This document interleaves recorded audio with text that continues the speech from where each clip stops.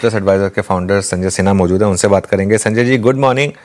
संजय जी, ये जो global geopolitical uncertainty इस तरीके से लौटी और इतना एक बड़ा वॉर का खतरा मार्केट पर आया, उस बीच में मार्केट के इस मूव को आप कैसे देख रहे हैं और आपका क्या व्यू है इस समय? तो अनुज, इसको आपको दो पर्सपेक्टिव में देखना चाहिए। एक तो मीडियम टू लॉन्ग टर्म में क्या हो सकता है और शॉर्ट टर्म में क्या हो सकता है। तो अगर मैं देखूं कि मीडियम टू लॉन्ग टर्म में क्या हो सकता है, तो अगर आप हिस्ट्री में जाएंगे तो भारतीय बाजार में 3 रैलीज की जो फाउंडेशन थी, वो हर समय क्राइसिस में रही है। पहला इंस्टेंस रहा था 1999 में जब हमारी रैली हुई थी, तो उसके बैकग्राउंड में अगर आप देखें तो हमने 1998 में पोखरण में न्यूक्लियर ब्लास्ट किया था, इंडिया ब्लैकलिस्टेड हो गया था, फॉरेन पोर्टफोलियो मनी निकल रहा था इंडिया से। उसके बाद 1999 में कारगिल के साथ हमारी लड़ाई हुई, लेकिन इसके बावजूद एक रैली की फाउंडेशन उस समय सेटअप हुई, जो कि करीब-करीब 1 साल के अंदर भारतीय बाजार को 80% ऊपर ले गई थी। दूसरा अगर आप देखें इंस्टेंस हिस्ट्री में, तो ग्लोबल फाइनेंशियल क्राइसिस के बाद मार्च 2009 में हमारी रैली की शुरुआत हुई थी, और वो बैकग्राउंड जो था ग्लोबल फाइनेंशियल मार्केट के लिए बहुत ही बुरा था। लेकिन वो रैली जो हुई, उसने साल भर में अपने निफ्टी को 120% ऊपर ले गया। और तीसरा बहुत नियर टर्म इंस्टेंस है, 2020 में कोविड क्राइसिस के बावजूद हमारे मार्केट में एक रैली हुई, और वो रैली भी चल रही है, ऐसा मेरा मानना है। तो अगर आप हिस्ट्री में देखें तो एडवर्स सिचुएशन जो है वो एक रैली की फाउंडेशन सेटअप करता है, और मैं समझता हूं कि ये जो अभी की घटनाएं हो रही हैं, ये पिछले 1 साल से जो घटनाएं घट रही हैं, जैसे कि टैरिफ इम्पोजिशन, अगर आप उससे भी पहले चले जाएं तो सितंबर 24 में जो हमारा पीक हुआ, और उसके बाद अप्रैल में टैरिफ इम्पोज हुआ, और अगस्त में हम पे 50% टैरिफ लागू हो गया। ये सारे नेगेटिव इवेंट्स का प्रॉब्ली ये ईरान का जो कॉन्फ्लिक्ट है, वो एक क्लाइमैक्स है, और मैं समझता हूं कि एक एंड्योरिंग लॉन्ग टर्म रैली की शुरुआत ये कर सकता है। तो ये है पर्सपेक्टिव, अगर आप इसको मीडियम टर्म या लॉन्ग टर्म में देखें। शॉर्ट टर्म में अनिश्चितता और अनसर्टेनिटी बनी हुई है, और उसके पीछे मेरे ख्याल से 3 सवाल मुख्य तौर पे हैं। पहला तो है कि ये वॉर कितने दिन तक चलेगी, दूसरा, इस वॉर में क्रूड के प्राइसेस कहाँ तक चले जाएंगे, और तीसरा, कि क्या ये एक सीमित वॉर रहेगा या फिर ये एक न्यूक्लियर वॉर हो सकता है या वर्ल्ड वॉर 3 हो सकता है। तो इन तीनों सवाल के जवाब जो हैं वो हर किसी के पास अलग-अलग होंगे, लेकिन मैं समझता हूं कि अगर सारांश में जवाब दूं, तो मुझे नहीं लगता है कि ये इंटेंस वॉर जो है वो 10-15 दिन से आगे चल सकती है, बिकॉज़ ईरान के पास इतनी एमुनिशन की स्टॉक पाइल नहीं है। रही क्रूड के प्राइसेस, तो मेरे ख्याल से जब ईरान की अटैक्स नेबरिंग कंट्रीज पर सबसाइड करेंगी और हॉर्मुज स्ट्रेट से शिप्स के पैसेज सुचारू रूप से चलने लगेंगे, तो क्रूड के प्राइसेस भी सबसाइड होंगे। और तीसरी बात कि क्या ये वर्ल्ड वॉर 3 हो सकता है, मेरे ख्याल से बहुत सारे चेक्स एंड बैलेंसेस हैं, इसकी संभावना मेरे ख्याल से कम है। तो शॉर्ट टर्म में भले नेगेटिविज्म हो बाजार में, लेकिन मेरे ख्याल से एक फाउंडेशन है रैली की, जो कि काफी बड़ी रैली हो सकती है यहाँ से। संजय जी नमस्कार। हाँ, बिल्कुल सही कहा आपने। हालांकि ये वॉर इतिहास के पन्नों में कैसे दर्ज होगी ये कहना मुश्किल है, लेकिन वर्ल्ड वॉर 2 के बाद मेरे ख्याल से ये पहली बार हुआ है ऐसा कि किसी देश ने अमेरिका के ठिकानों पर हमला किया। फर्स्ट टाइम आई थिंक, है ना, जो ओवरसीज उनके एसेट्स होते हैं और बेसिस होते हैं।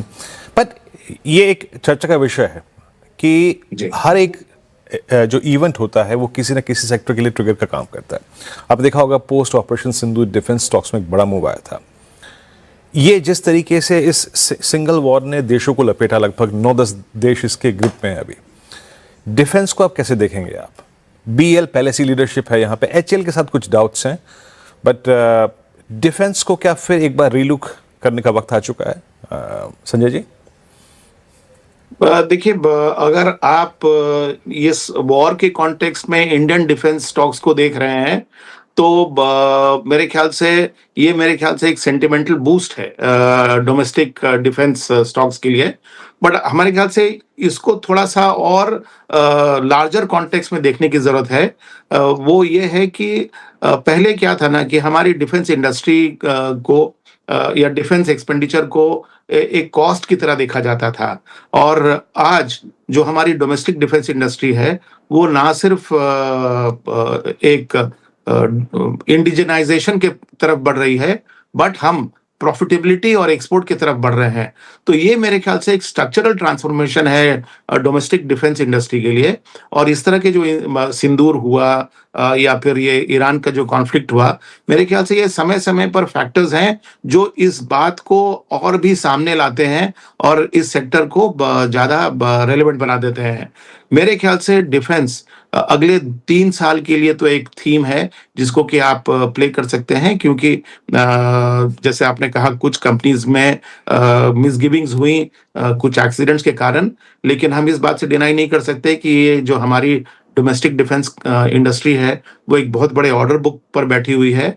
और दूसरी बात वीरू जो मैं ऐड कर दूं, वो ये कि पहले जो डोमेस्टिक डिफेंस इंडस्ट्री था, वो डोमिनेटेड था पब्लिक सेक्टर से।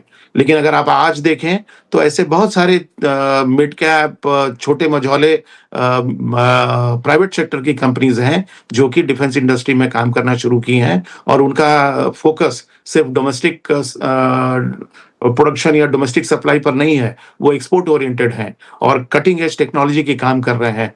तो मेरे ख्याल से एक बहुत ही रेलेवेंट थीम है अगले 3 साल तक प्ले करने के लिए। ओके, चलिए ये बात हो गई इस समय डिफेंस की थीम को लेकर। आईटी पर अब आप क्या नज़रिया बना रहे हैं, स्पेशली जिस तरीके की ब्रूटल फॉल हमने एआई से रिलेटेड डेवलपमेंट्स के बाद देखी है? तो अनुज, ऐसा है कि अभी बहुत गहरा बादल छाया हुआ है पूरे इंडस्ट्री में।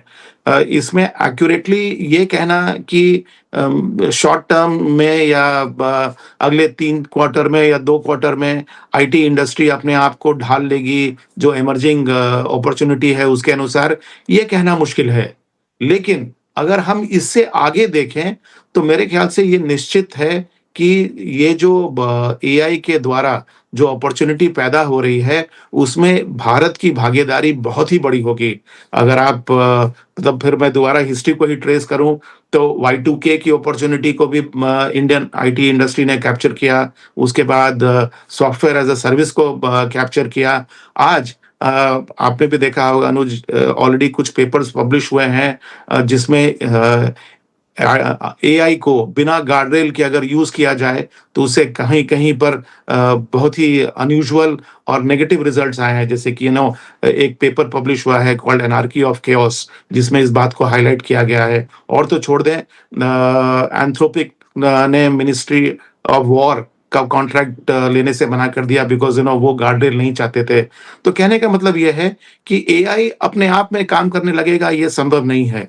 एंटरप्राइजेस को एक हैंड होल्डिंग की जरूरत होगी टू ट्रांसफॉर्म अपने करंट प्रोसेसेस को एआई लेड प्रोसेसेस के लिए। और इसमें मेरे ख्याल से एक बहुत बड़ी अपॉर्चुनिटी है जिसको कि क्वांटिफाई भी किया गया है। भारतीय इंडस्ट्री मानती है कि ये 300 बिलियन की अपॉर्चुनिटी है। तो अगर ये अपॉर्चुनिटी साइज है तो मैं समझता हूं कि कुछ क्वार्टर की पेन हमें झेलनी पड़ेगी, लेकिन इसके बाद आईटी में दोबारा एक उछाल आना चाहिए। ओके, आईटी की बात हो गई। आईटी को प्रमुखता याद रखिएगा, अपने स्पेस में हम एक डिफेंसिव स्पेस मानते थे। आईटी हो गया, आपका फार्मा हो गया, एफएमसीजी हो गया। आते हैं इस थर्ड पिलर पे, एफएमसीजी, जिसको आप डिफेंसिव स्पेस में कहते हैं। संजय जी, बहुत सिवियर प्राइस है। Look at ITC, HUL, multi month loss पे। एक ज़माने में हम अपने पोर्टफोलियो में इन स्टॉक्स को इसलिए स्पेस देते थे कि स्टेबल रिटर्न थी, डिविडेंड यील्ड अच्छी थी। बट डिविडेंड यील्ड के अगेंस्ट जब इतने शार्प प्राइस डैमेज होंगे तो आपका कन्विक्शन भी कम हो जाएगा। 1.5 साल 2 साल हो गए इस स्पेस में पैसा नहीं बना, कंप्लीट कोलैप्स। आपका व्यू क्या है एफएमसीजी पे इस वक्त? देखिए, मेरे ख्याल से एट बेस्ट ये सेक्टर मार्केट परफॉर्मर ही हो सकता है। ज्यादा संभावना है कि ये ओवरऑल मार्केट को अंडर परफॉर्म करेगा, क्योंकि वीरू वो जमाना दूसरा था जहां पर आपके पास डिफेंसिव अपॉर्चुनिटीज लिमिटेड थे एफएमसीजी सेक्टर तक ही, या फिर कुछ एक्सटेंड करें तो फार्मा में। आप अगर आज डिफेंसिव चॉइस लेना चाहें तो आपके पास सेक्टरल चॉइसेस बहुत ज्यादा हो गए हैं। टेलीकॉम भी एक डिफेंसिव सेक्टर है, आईटी जैसे आपने कहा वो भी एक डिफेंसिव सेक्टर है।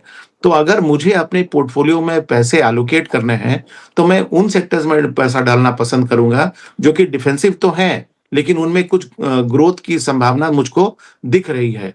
उसके कंपैरिज़न में अगर आप देखें तो वॉल्यूम ग्रोथ अब डोमेस्टिक एफएमसीजी में बहुत ही लिमिटेड स्केल पे होगी और वो थोड़ी-सी आप समझें तो अपॉर्चुनिस्टिक होगी। जैसे कि अगर अभी रूरल कंज़म्पशन अगर सुधर गया, तो थोड़ा-सा वॉल्यूम ग्रोथ होगा।